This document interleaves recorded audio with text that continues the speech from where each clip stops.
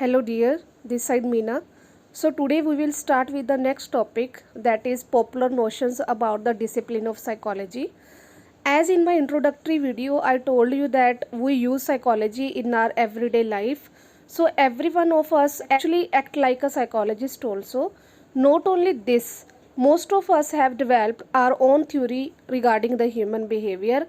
Like if we want someone to perform better than the past, then we try to push them to do the work better, or sometimes we try to become strict with the person. You can see this type of situations when your teachers are very lenient with you, but if you are not doing your work well, then teacher try to become little bit strict with you. So these are the some popular theories of human behavior that are based on some common sense, and if we try to investigate them in scientific way, then these theories cannot be proved true. Common explanation of human behavior mainly based on hindsight, means when we realize something when it has happened. These theories are easy to explain. For example, if you have a friend to whom you love a lot and that friend is going to a distant place, then what will happen? What type of thoughts you will have in your mind? There will be two sayings by which you can give answers to yourself whenever you will recall your friend. First one is out of sight, out of mind. If you accept this, it means that you are able to find your another friend. On the other hand, if you say this thing that distance makes the heart grow fonder, it means that you are unable to find another friend. Still, you are waiting for your friend, and for this you will accept the second one saying.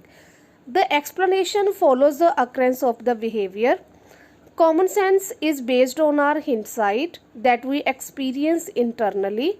Scientific knowledge, on the other hand, generated by psychology, mainly runs against common sense. For this, there was one experiment that was conducted by the Dweck.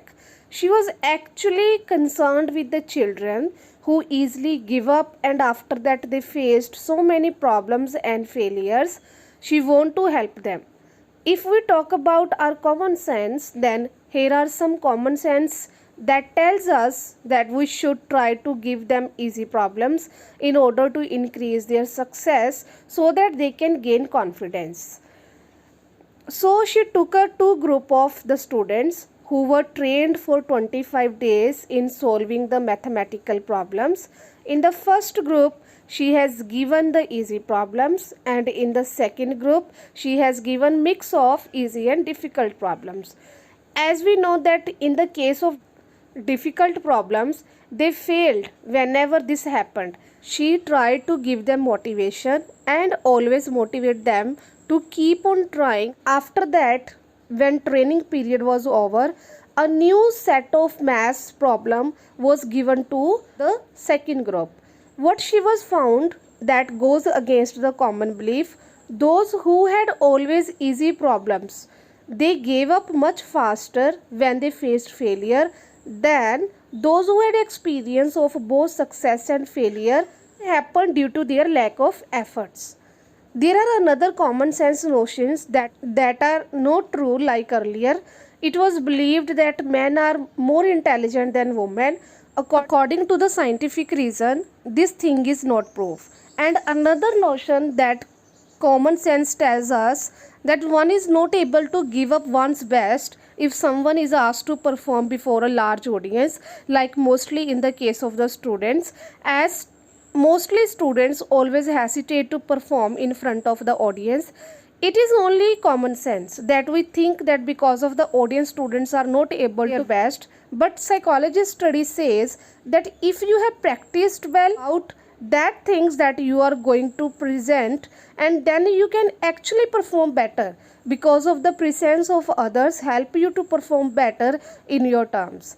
We can say that the information that psychologists are having, that is different from the astrologers, tantrics and the palm readers, because here we are doing the study that is systematically examined, and on the basis of the data we develop principles about human behavior and the psychological phenomena. Now our next topic is Evolution of psychology. As we have already discussed that psychology is a modern discipline, but it has roots in the ancient philosophy. The meaning of the evolution of psychology is here that how psychology developed from time to time. So now we will discuss that what was the genre of the psychology earlier and what type of principles we were having in the psychology, and what is the difference from that time to modern time. Modern psychology can be traced back to 1879 when the first experimental laboratory was established in Leipzig. It is in Germany and established by William Unthank. Actually, he was interested in the study of conscious experiences, that experience about which we are totally aware, and he want to analysis the building blocks of mind, that how the mind is constructed. So during these times the psychologist analyzes the structure of mind. That's why they are called as structuralists. They use the method of introspection. Here question arises that what does introspection mean? Actually, introspection was a procedure in which individuals asked to describe in detail about their mental processes and about his experiences. In psychology, individual is also known as a subject. Subject is that person to whom we are going to do some type of studies or we are going to do some type of experiments. So that person is known as a subject in psychological terms. But after that, what happened? This method is not able to satisfying many another psychologists, as it is less scientific because introspection is based on a subjective terms. After that, William James, who was American psychologist, set up a psychological laboratory at Cambridge. He was known as a functionalist, as they were interested in the study of human mind. William James was in the belief that instead of emphasize on the structure of mind, psychology should study that what the mind does and how behavior functions, making people deal with their environment. They want to understand that how behavior make the people to satisfy their needs. In the words of William James, consciousness is a stream of mental processes that is continuously interact with the environment. This interaction forms psychology. During James, there are another educational thinkers also like John Dewey. Here he tried to argue that human beings always do function effectively if they are able to adapt with their environment. After that, in the early 20th century, a new perspective called Gestalt psychology emerged in Germany, also react against the structuralism of Unthank. Literally, Gestalt means whole. It mainly emphasizes the organization of perceptual experiences. Perception means to say whatever we perceive from the environment, that include inner experiences. Like if someone is speaking in a positive way, then what are you perceiving? You are perceiving the positive vibes. So they said our experiences are more valuable than the input that we are going to get from the environment. To clarify this term, that what does mean by experiences and how we are relating it with the input, I just want to give you one example. Suppose if three persons named Mr. A, B and C are expressing their view on same topic on different channels, and you will choose only one person, then what will be the base that why are you choosing one person out of them? Maybe you have listened for 2 days, 3 of them, but on third day you just want to listen only Mr. B because somehow you like that person's way of expressing views are better than the another person's. And how you come to this conclusion? Only because of your experiences. So these things called experiences, when we observe the things and after that we realize and we create our own experience. Here input was related with the persons who are trying to give something to us. There are inputs and what we are generating from that is our experiences. So let's move on. There is another reaction to the structuralism in the form of behaviorism. In this, John Watson rejected the idea of mind. He said that introspection is subjective in nature and mind also because it cannot be verified. by the observer, or we can't prove it scientifically. John Watson was greatly influenced by the work of physiologists like Ivan Pavlov, Skinner. So he defines psychology as a science of behavior or responses which we give towards the stimuli, mean to say anything in the environment to which we are responding. This type of behavior and the response we are able to measure, and we can study it in an objective manner, mean to say by using scientific methods. Behaviorists dominate the psychology for several times. After that, there was one psychologist who shook the world by his views on human nature. Name is Sigmund Freud. He suggested that human behavior is dynamic in nature and it manifests unconscious desires and conflicts. Unconscious mean to say that type of desires that are present in our unconscious minds, to which for some reason we are not aware. After some time, he founded psychoanalysis. It was a system to understand and cure some type of psychological disorders. Freudian psychoanalysis able to motivate human beings' unconscious desires for gratification of pleasure. In this, sexual pleasures are also included. After this, there is another psychology that is known as humanistic perspective. As the name already suggested that it is related with the humans. This psychology has positive view about human nature. Humanistic psychologists like Carl Roger and Abraham Maslow, they emphasized more on the free will of human beings and their natural tendency to grow. They criticize the behaviorism as they undermines human freedom and dignity. So this psychology focus on human nature. There are different approaches which filled the history of modern psychology. Every psychology has their own perspective and they all try to understand the complexities of psychological process. They have strengths as well as weakness in their approach. After some time, Gestalt approach and structuralism was combined and they lead to the development of cognitive perspectives. Actually, the cognitive focus that how we are able to know this thing about the world. This is a process of knowing that is related with the brain, which include understanding, thinking, perceiving, memorizing, problem solving. Mental process like by which we are able to deal with the environment in a particular manner. Human mind is an information processing system like the computer, and according to them, mind is a computer and it receives, process the information, after that transform the information, store it, and whenever we needed the information, it try to retrieve also.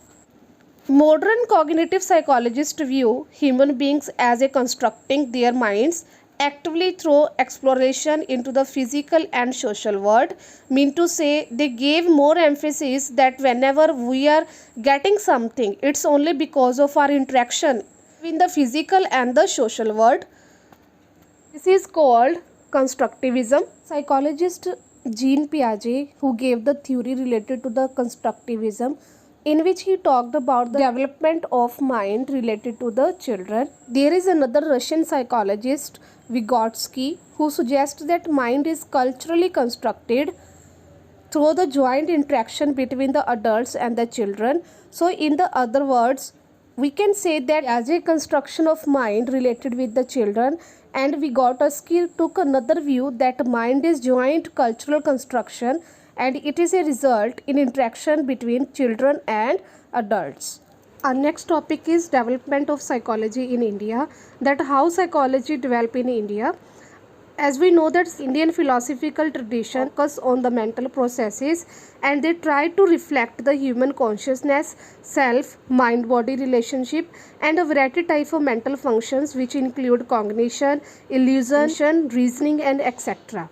Philosophical roots in the Indian tradition not much influenced the development of modern psychology. The development of discipline in Indian countries much dominated by Western psychology. The modern era of Indian psychology began in the Department of Philosophy, that is at Kolkata. University, where the first syllabus of experimental psychology was introduced. The first laboratory of psychology was established in 1915. Calcutta University started the first department of psychology in the year of 1916, and other department that deals with the applied psychology, it is established in 1938. Modern experimental psychology at Calcutta University was started. It was greatly influenced by the Indian psychologists. First one is Dr. N.N. Sengupta, Professor G. Bose, who was trained in Freudian psychoanalysis, and Dr. N.N. Sengupta was trained in the experimental tradition of Undent. Professor Bose established Indian Psychoanalytical Association in 1922. Department of Psychology in the universities of Mysore and Patna were other early centers of teaching and research in psychology. There are two centers of excellence in psychology that are supported by UGC at Utkal University, Bhubaneswar, and the University of Allahabad. Durganand Sinha, in his book Psychology in the Third World Century, focus on social science in India at 4 phases. According to him, the first phase till independence was a phase which emphasized on experimental psychoanalytical and psychological testing research. In the second phase, that is till 1960, was a phase in which they tried to expand the psychology in India and into different branches of psychology. Indian psychologists in this phase showed much interest to have Indian identity by seeking to link with Western psychology in the context of Indian. They did this by using Western ideas to understand the situations. However, in 1960s, phase of problem-oriented research has occurred. Psychologists became more focused on addressing the problems of Indian society. There was also a limitation of excessive dependence on Western psychology for our social context were also realized, as there are the situations totally different from the Western countries. So the leading psychologists gave more importance on the significance of research which is relevant to our Indian situations. This led to the new phase of indigenization. It means the action or the process of bringing something under the control, which started during the late 1970s. Indian psychologists stressed the need for developing a understanding that is based on a framework which was culturally and socially relevant to the Indian conditions. Psychological approaches based on traditional Indian psychology, which came from our ancient text, psychology in India, is making significant contribution to the field of psychology in the world also. It has become more contextual, that is emphasizing the need for developing psychological principles. New research studies involving interferences with neurobiological and health sciences are being carried out. Psychology in India is now being applied in diverse professional areas. Not only have psychologists been working with children having special problems, they are employed in the hospitals as clinical psychologists, in cooperative organizations, in the HRD, and in another areas also. So we can see that psychology has a wider scope also. Now it is dealing with every sphere of our life. So that's all for today. In our next video we will discuss about our next topics. So till the time, try to understand by reading each and every topic thoroughly from your book. So that's all for today. Thank you. Have a nice day.